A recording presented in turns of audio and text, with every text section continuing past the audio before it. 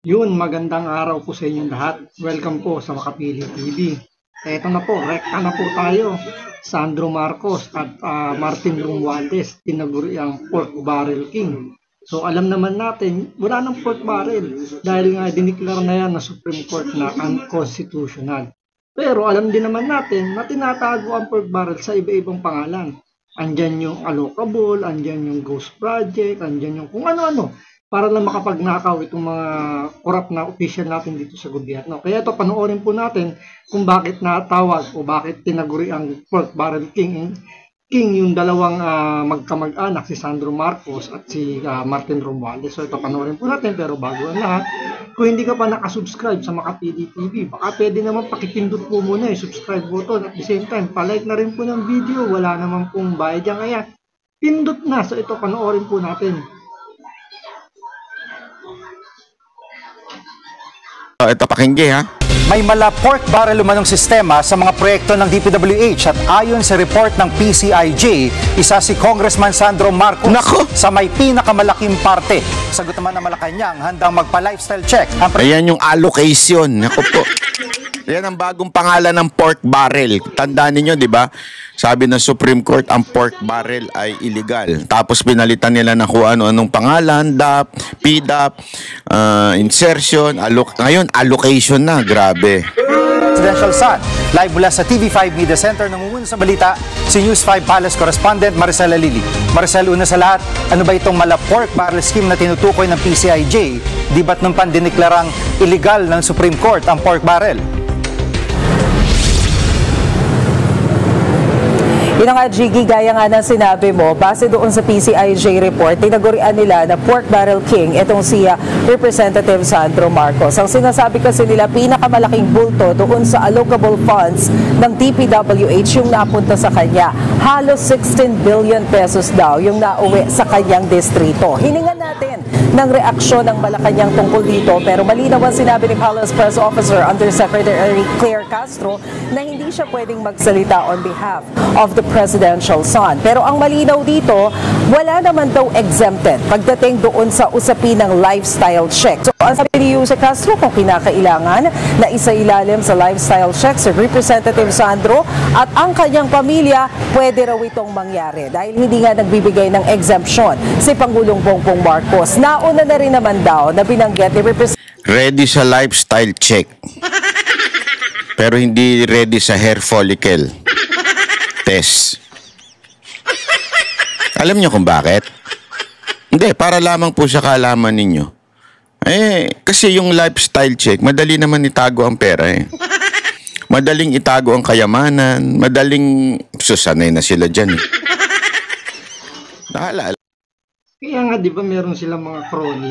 Doon nakuha yung ibang mga kayamanan, mga ilugatin. So, yung lifestyle check na yan, hindi naman talaga masasabi mo na 100% mapapatunayan na nagkamal ng malaking pera. Yung hindi maipaliwanag na mga kayamanan. Kasi nga, pwedeng itago yan kung kani-kanino. Especially kung malapit na kaibigan, kamag-anak. So, alam ng mga Marcos yan kung paano nila lalaroin ngayon yan dahil napunta na sila sa ganyang sitwasyon before eh. So, hindi na nila uulitin yan. Hindi naman sila ganun ka-stupid para ulitin nila yung ganyang modus tapos same din. Same scenario lang gagawin nila. So, di madaling mabubuko. Kaya ngayon, matalino na rin itong mga Marcos pagdating sa pagdanakaw. Siyempre, gagamit ng ibang ipinagbabawal na teknik yan. At the same time, sabi rin nga ni Banat Bay, okay sila sa lifestyle check.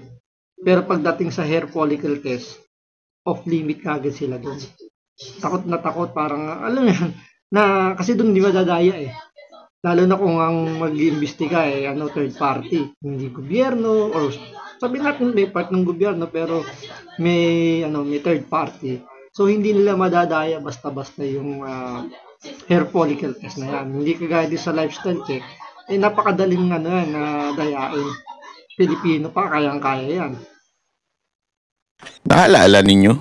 Alam na nila, kasabi nga nila, yung mga nagloko daw ng mga kalalakihan.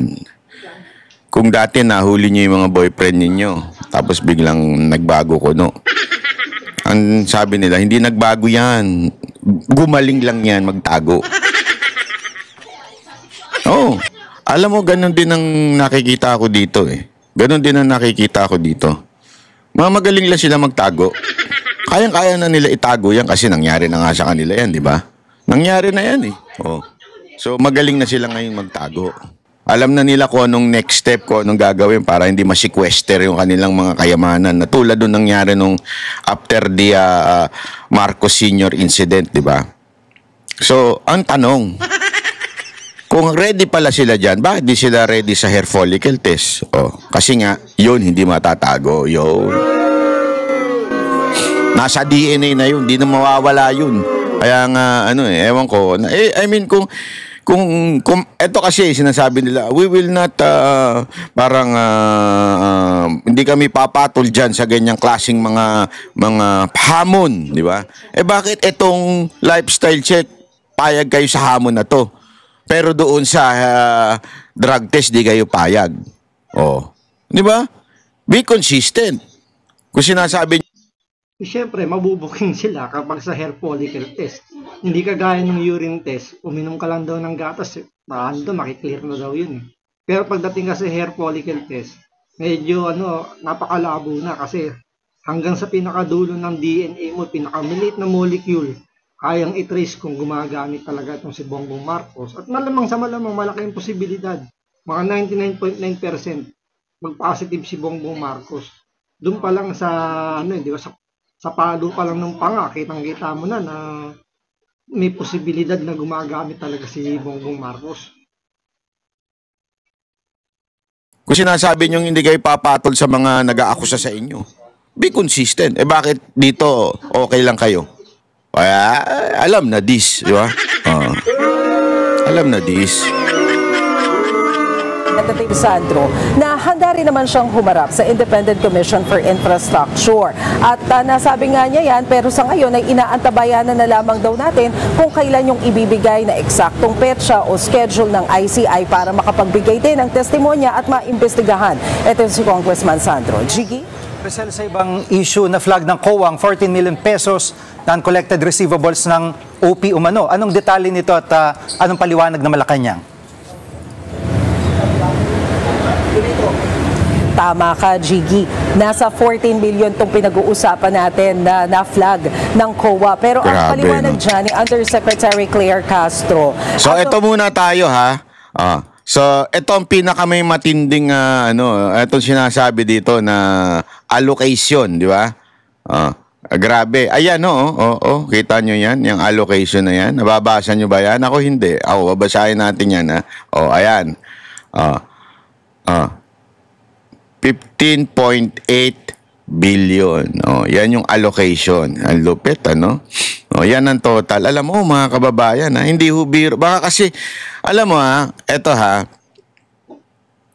marami sa ating mga kababayan, hindi na ho nila malubos maisip kung gaano kalaki yung billion.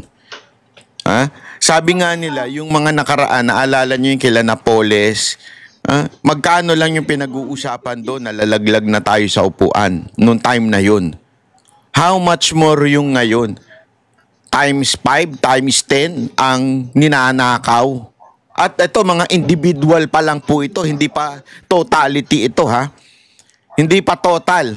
Individual pa lang po yan sinasabi ng na di umano ay na ibigay o allocate sa kanila, sa distrito nila, at ewan natin kung naipagawa o hindi.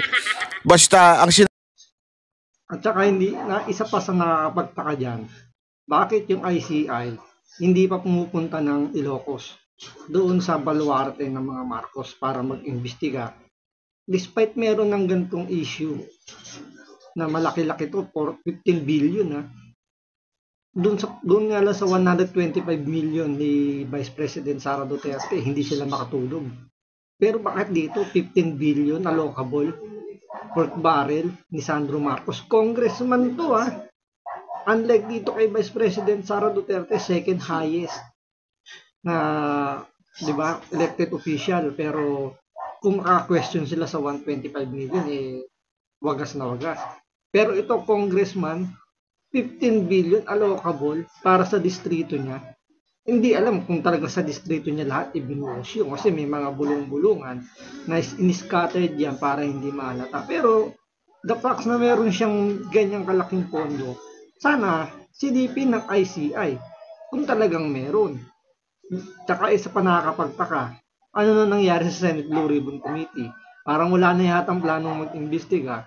So, paano pa ma-verify kung meron bang proyekto doon sa distrito ni Sandro Marcos? Kamusta naman ang ombudsman? Meron ng mga aligasyon pero ang tahimik ni Boying Remulla. Di ba, nasa batas, sabi nga, ang ombudsman kahit hearsay lang, anonymous lang yung magreklamo, kailangan umaksyon. Pero parang natutulog ngayon sa pansitan si Boying Remulla dahil Marcos ang nasasangkot ngayon sa iskandalong to. Basta ang sinasabi, napakalinaw ho dyan, yung allocation ay pork barrel at ito nga ang nangyayari ay pinakamalaking pork o allocation ay itong si Sandro Marcos. Kung kinulong natin yung mga involved doon kay Napoles, bakit dito hindi natin kayang ikulong? Kung yung kay Napoles kasi pinakulong yung mga kaaway lang, kalaban lang. Dito, sa tingin nyo, pakukulong ng presidente yung anak niya sa allocation? Kayo na mag-isip. Diba? Di sinagot mo na yung tanong mo, Banat Bay. Diba? Kaya ba ipakulong ni Bongbong Marcos yung anak niya at yung pinsan niya? Kaya nga kung titingnan nyo ngayon yung mga sinampahan ng kaso, Jinggoy Estrada, si Chis Escudero, si Bong Revilla. So yun lang ang yung target lang nila para ma-divert lang yung issue. Makalimutan na agad ng mga issue ng pagdating sa mga Marcos. Kasi ang nagiging packaging nila ngayon, basta Marcos malinis, walang bahid ng korupsyon. Bulag sila. Ayan na, sumasambulat na sa harapan natin. Bilyon ang pinag-uusapan. Pero bakit ganun?